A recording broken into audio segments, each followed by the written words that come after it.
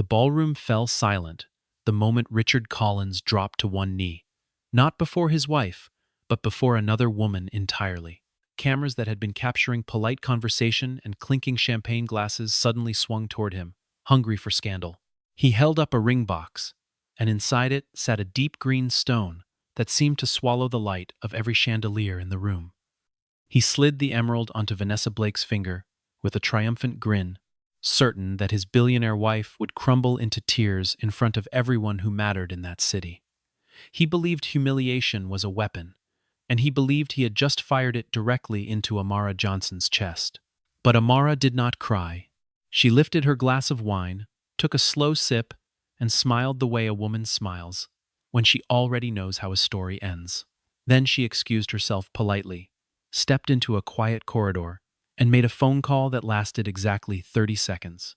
10 minutes later, 3 separate banks froze every account bearing Richard's name. An emergency board meeting was called before midnight, and the very ring he had just given away became the single piece of evidence that would dismantle his entire world before sunrise. To understand how a man could be so confident in his own destruction, one had to understand who Amara Johnson truly was and what she had built long before Richard Collins ever entered her life. She had come from nothing, raised in a modest home where her mother worked double shifts and her father repaired cars in a garage that never quite turned a profit.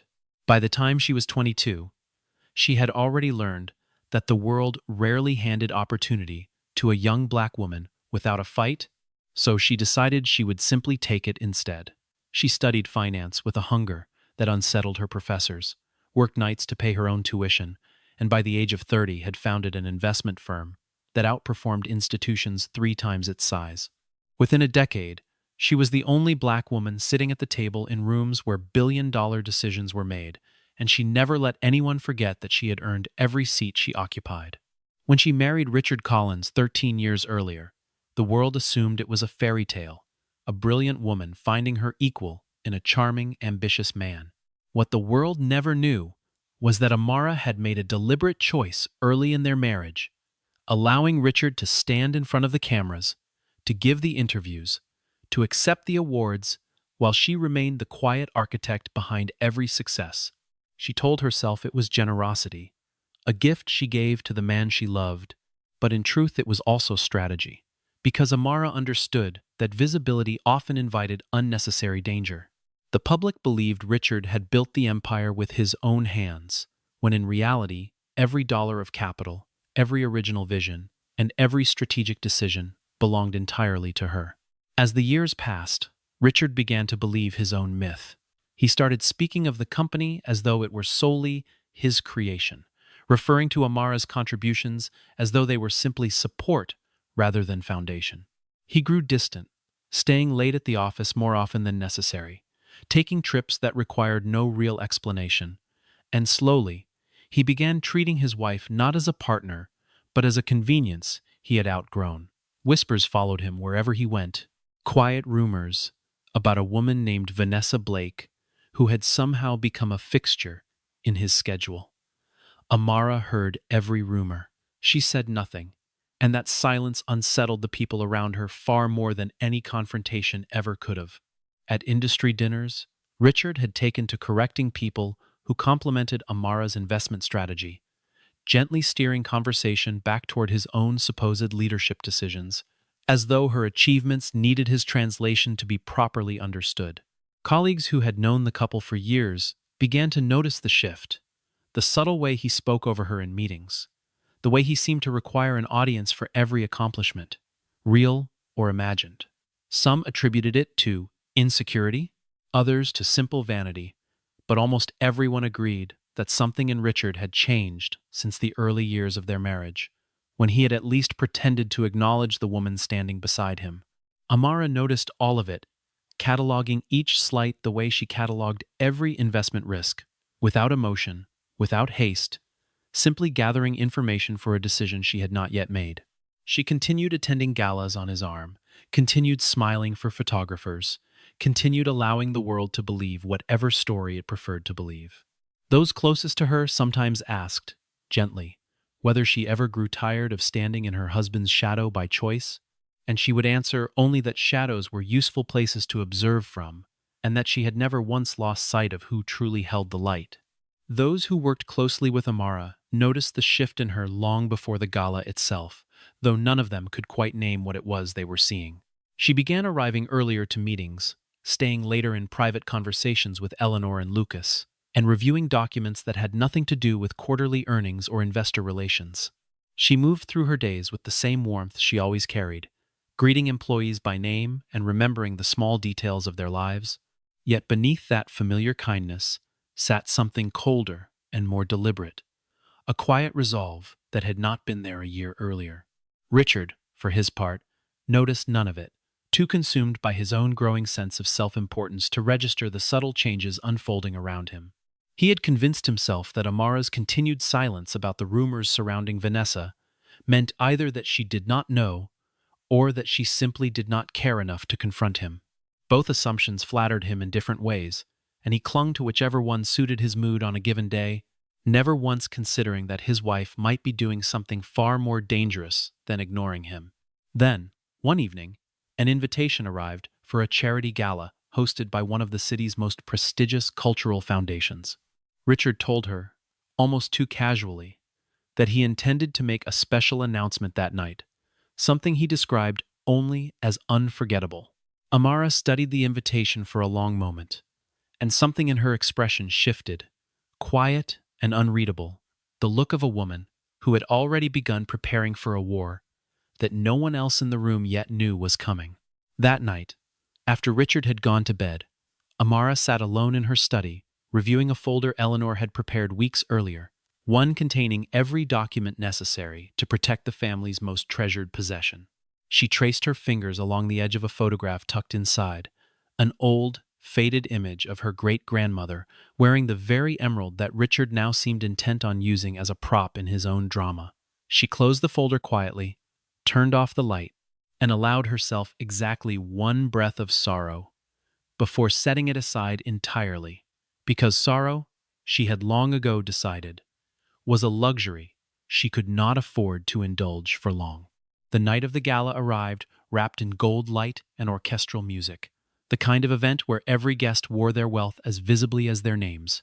Amara entered dressed in deep emerald silk, elegant and composed, greeting old friends and business partners with the same warmth she always carried. She noticed the way certain eyes followed her with pity, the way conversations paused slightly when she passed, and she understood immediately that word of Richard's plans had already begun to circulate among the city's elite. She did not flinch. She simply continued moving through the room as though she owned it, because in every sense that mattered, she did.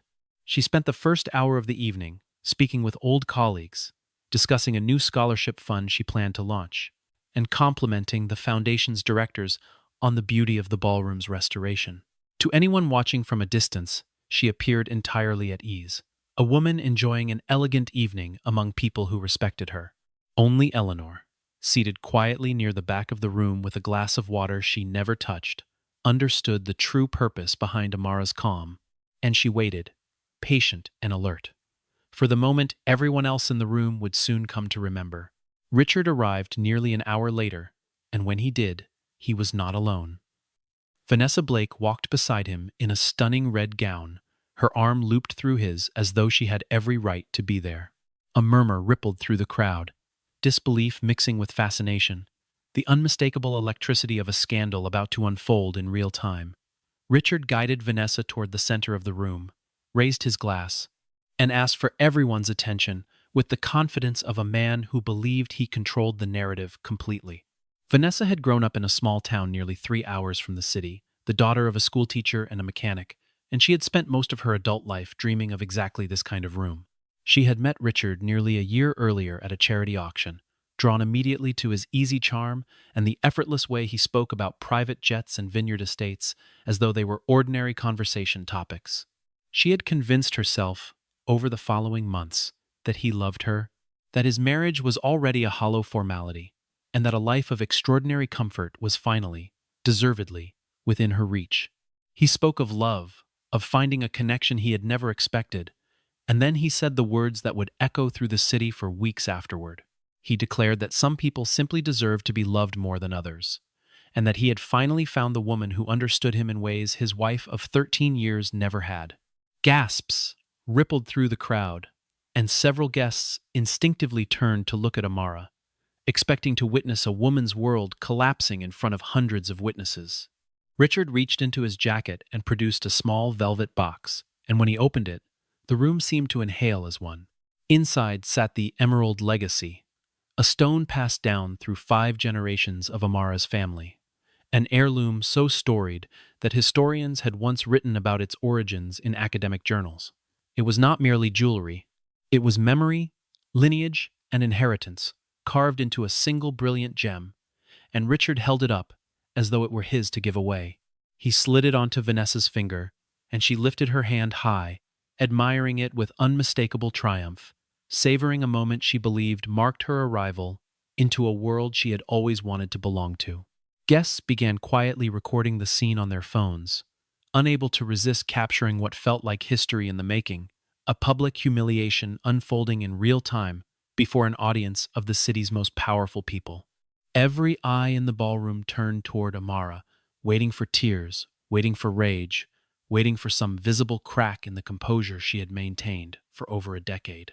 Instead, Amara simply smiled, a small, knowing smile that unsettled everyone who saw it, far more than any outburst could have. She raised her own glass slightly, as though offering a toast to the two of them, and said only one sentence before turning to leave. She told them she hoped they had prepared for the true cost of that particular gift, and then she walked calmly toward the exit, her heels echoing softly against the marble floor. Before she reached her car, she had already dialed a number she knew by heart, and the voice that answered belonged to Eleanor Hayes, the woman who had guided her through every major decision of her professional life. Eleanor answered on the second ring, her voice steady, despite the late hour, because she had long ago learned that calls from Amara after major events were never accidental. Amara spoke only 4 words into the phone, calm and precise, without a trace of anger in her tone. She said simply that it was time to activate Protocol Emerald, and Eleanor did not ask a single question in response. She had known this moment might come for months, ever since Amara first brought her quiet suspicions about Richard's behavior, and every document, every safeguard, every legal mechanism had already been prepared in advance for exactly this scenario. Eleanor had been Amara's attorney for nearly 20 years, long before the investment fund had grown into the empire it was today, and she understood better than almost anyone the difference between reacting emotionally and responding with precision.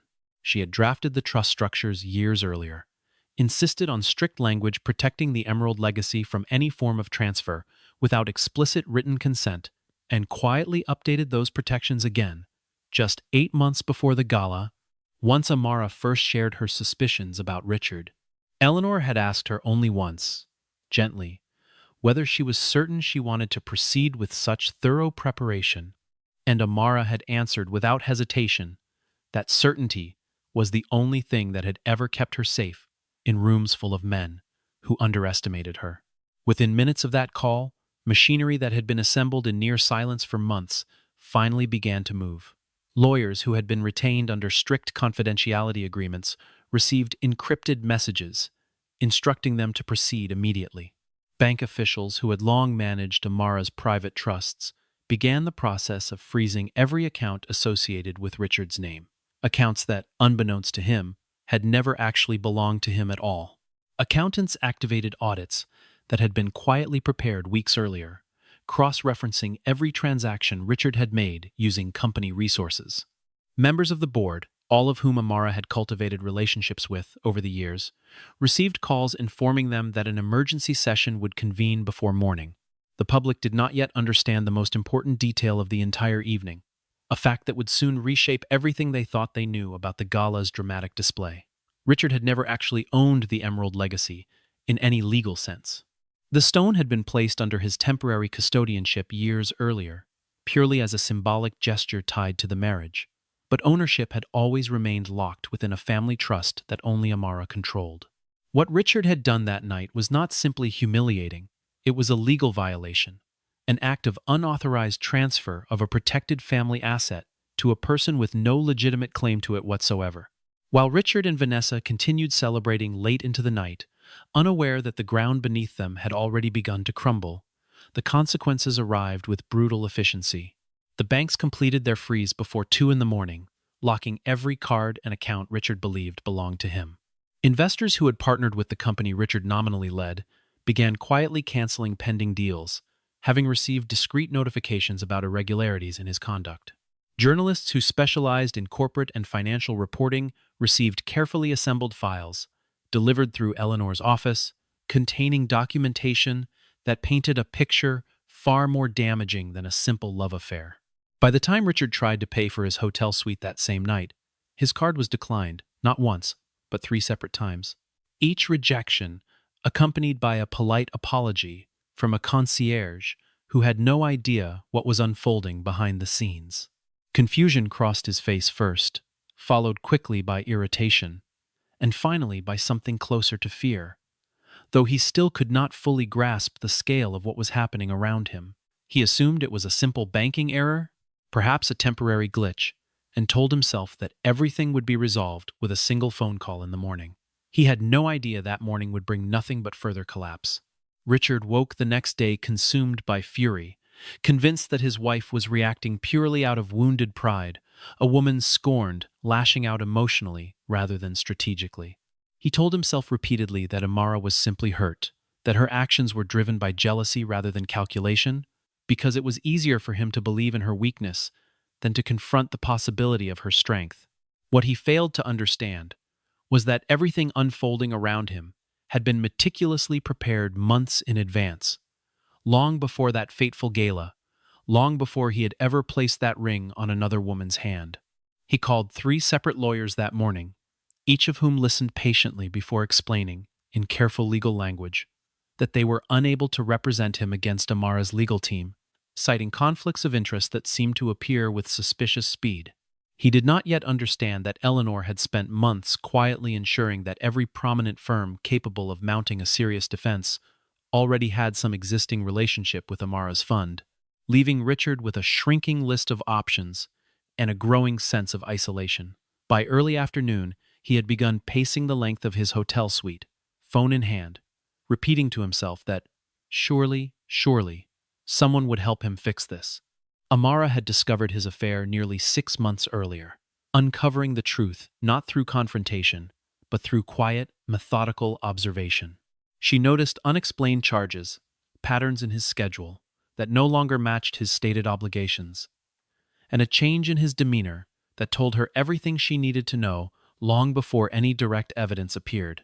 Rather than erupting in anger or demanding explanations, she chose a different path entirely, one built on patience rather than emotion. She began conducting private audits of every account connected to the business, gathering documentation methodically, quietly transferring legal ownership structures into forms that would protect her interests completely, and consulting with Eleanor to prepare every possible contingency. As word of the scandal spread through the city, Vanessa Blake began to feel the first genuine tremors of fear beneath her earlier excitement. She had believed Richard's promises of wealth and permanence, believed that the ring on her finger represented a doorway into a life of extraordinary privilege.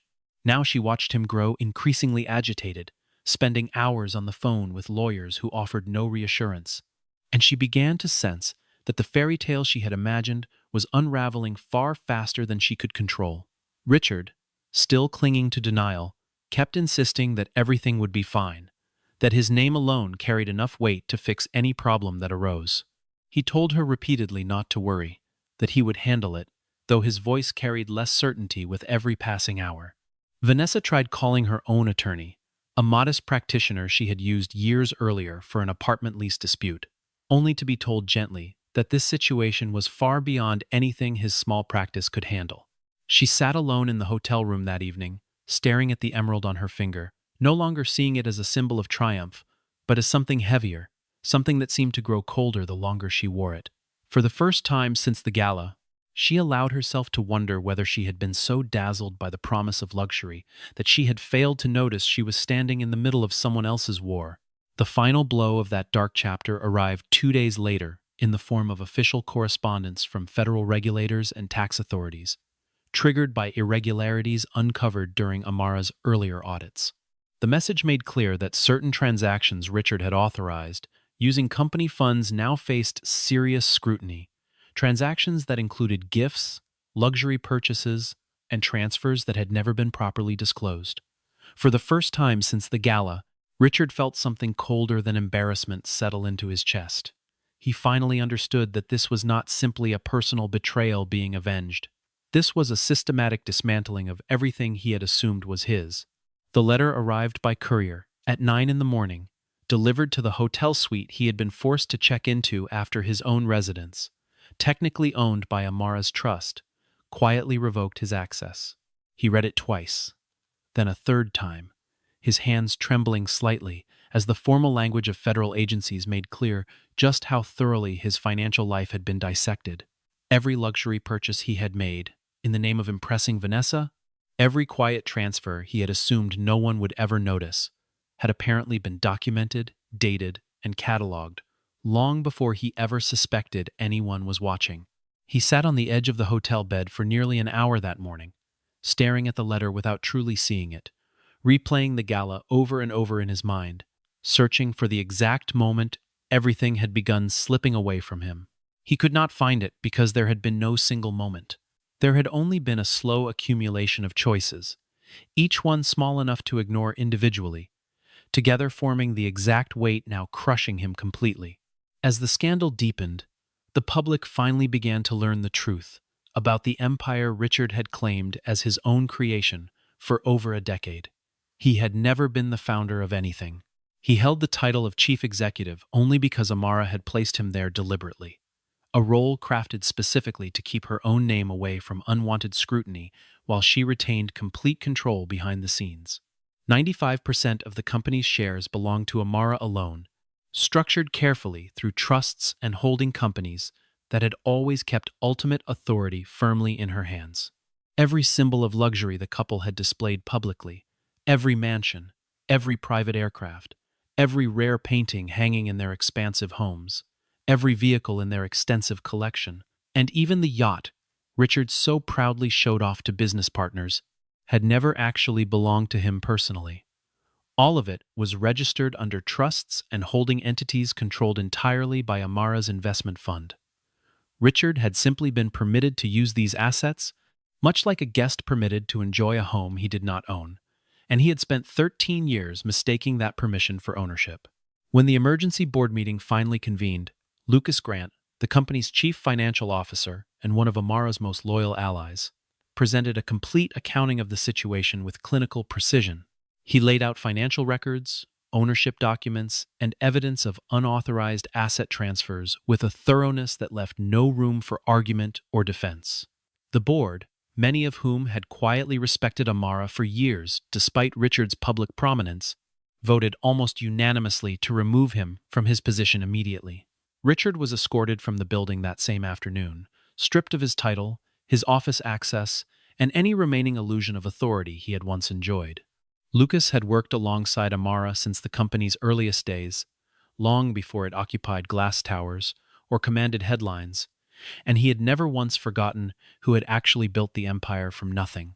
He had watched, quietly and without comment, as Richard slowly took credit for decisions he barely understood, and he had grown increasingly protective of Amara over the years, though he had always deferred to her judgment about when and how to act. When she finally called him 8 months earlier and asked him to begin a discreet internal audit, he had not hesitated for even a moment, understanding immediately the gravity of what she was asking him to help uncover. That same evening, while Richard sat in stunned silence trying to process the collapse of his professional identity, Vanessa returned to the safe where she had been storing valuables Richard had promised her over recent months. She opened it with trembling hands, expecting to find at least some evidence of the wealth he had claimed belonged to their shared future. Instead, she found nothing but empty space, a hollow reminder that everything Richard had promised her had been built on borrowed glamour, rather than genuine ownership. The realization crashed over Vanessa slowly, then all at once, as she finally understood the full scope of what had actually happened. Richard had lied about nearly everything, not only about his feelings, but about the very foundation of the life he claimed to offer her. There was no fortune waiting for her, no company that answered to him, no lasting power hidden behind his charming smile. She had believed herself to be stepping into a position of privilege, when in truth, she had simply been used as a tool in a private war she never fully understood. Richard, desperate and unmoored, turned to the only person he believed might still show him mercy, and he reached out to Amara directly, begging her to reconsider everything that had happened. He asked for forgiveness, for a chance to explain himself, for some pathway back into the life he had so carelessly discarded. Amara listened calmly through the phone, her voice steady and controlled, and she told him plainly that some decisions could not be undone through apology alone. She ended the call without cruelty, but also without hesitation, closing a door that had already been closing for months before that final conversation. Abandoned and increasingly desperate, Vanessa quietly disappeared from the social circles she had so recently tried to enter, unwilling to remain in a spotlight that now painted her as a symbol of foolish ambition rather than glamorous success. Journalists who had once eagerly covered the gala scandal now turned their attention toward every embarrassing detail of Richard's unraveling life, and public opinion shifted rapidly from curiosity to open mockery. What had once seemed like a scene of romantic rebellion now appeared to most observers as nothing more than a cautionary tale about arrogance meeting consequence. Strangers, who had never met either of them, began repeating the story at dinner parties and business luncheons throughout the city, each retelling, adding a little more detail, a little more embellishment, until the tale had taken on a life entirely its own. Richard found himself recognized in public, not for his professional achievements, most of which had never truly been his to claim, but for the image of a man kneeling before a mistress with a stolen heirloom in his hand.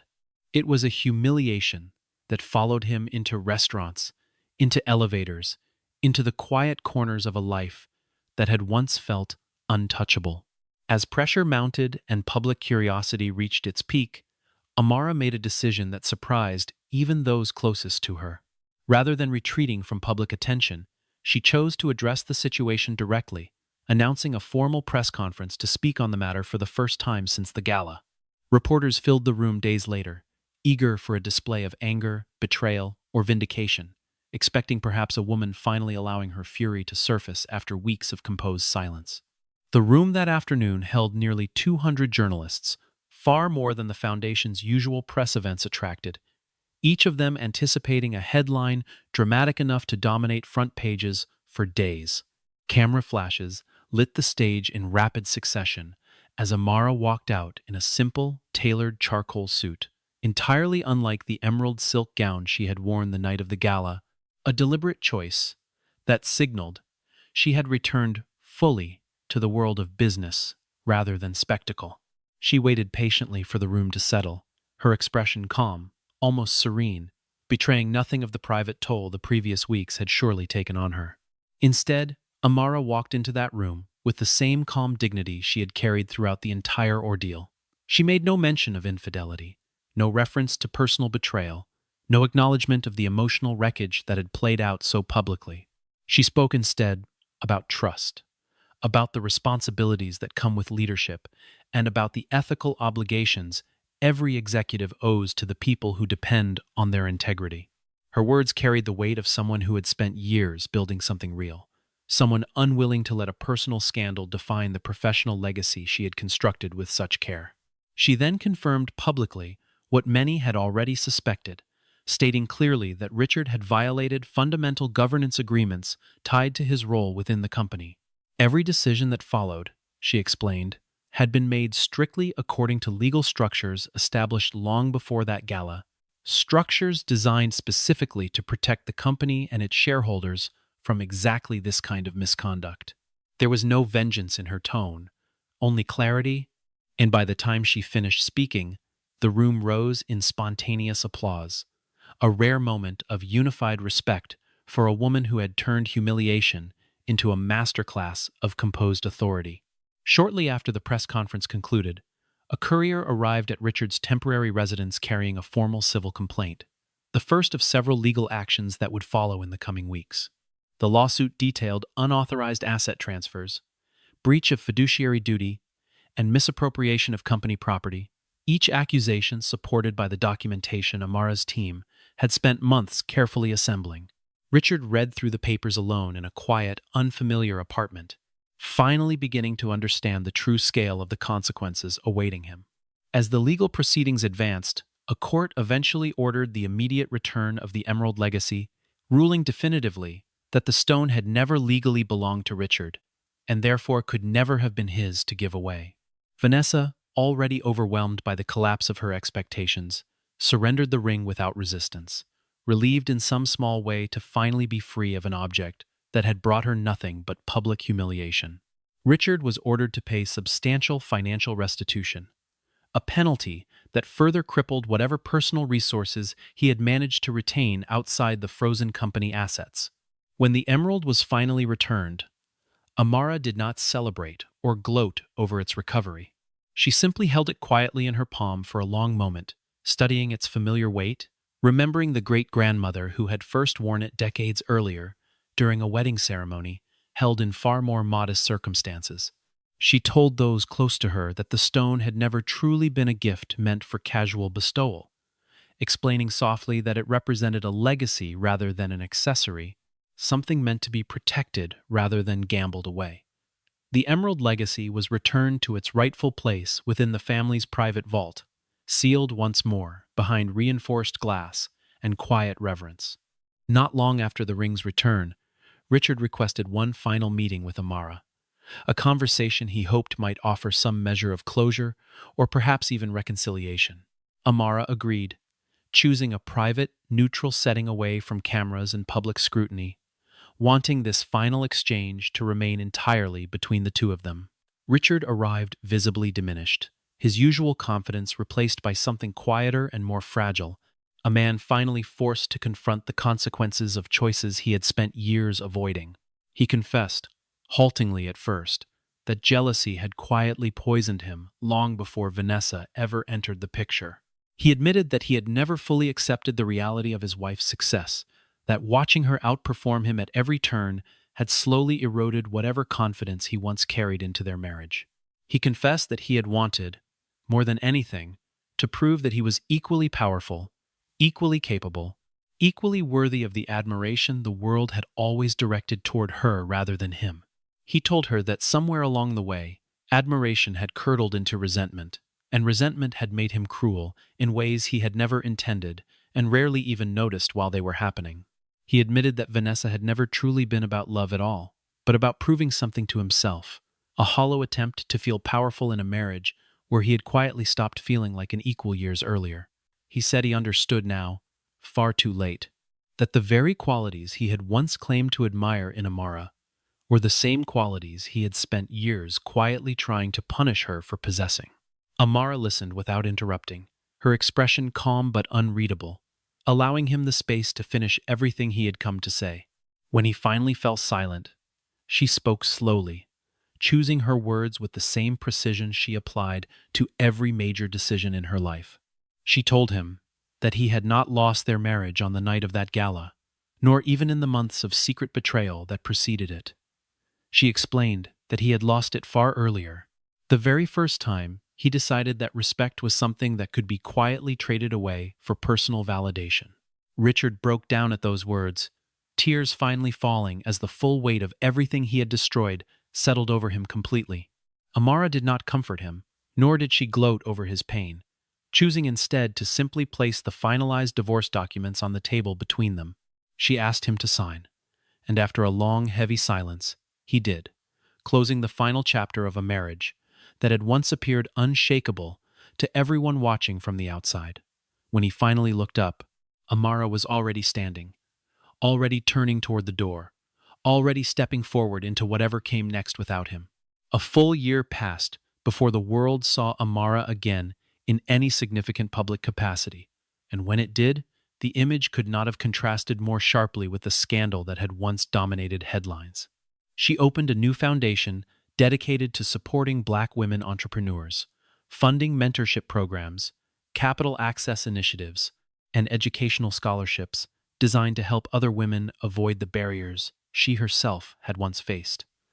The initiative grew rapidly, drawing attention not for scandal this time, but for genuine impact, as dozens of new businesses launched under its guidance within the first year alone. Her investment fund, meanwhile, continued its steady expansion, posting stronger returns than ever before, as clients and partners recognized that the true intelligence behind the empire had always been Amara herself. She became something of a symbol within business circles, not merely as a successful investor, but as a woman who had faced public humiliation and transformed it into a demonstration of quiet, unshakable strength. Young entrepreneurs, particularly women of color entering competitive industries, began citing her story as proof that composure could be more powerful than confrontation. She spoke at universities and business conferences throughout that year, though she rarely mentioned Richard by name, choosing instead to focus on the lessons she had learned about preparation, patience, and the quiet architecture of real power. Students often asked her how she had managed to remain so calm during the worst public humiliation of her life, and she would answer each time that calm was never the absence of pain, only the decision not to let pain make decisions on her behalf. Eleanor and Lucas remained by her side throughout it all, no longer merely colleagues, but something closer to family, bound together by a year that had tested every one of them. Richard, in contrast, faded almost entirely from public life, choosing a quiet, modest existence far removed from the glittering world he had once paraded through so proudly.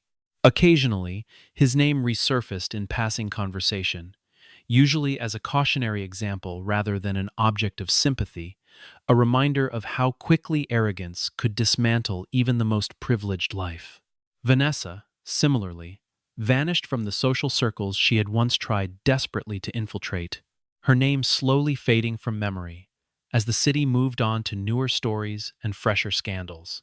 A year to the day after that fateful gala, Amara attended a private exhibition celebrating the history of prominent families within the region, an event that included, among its many displays, the story of her own family's legacy.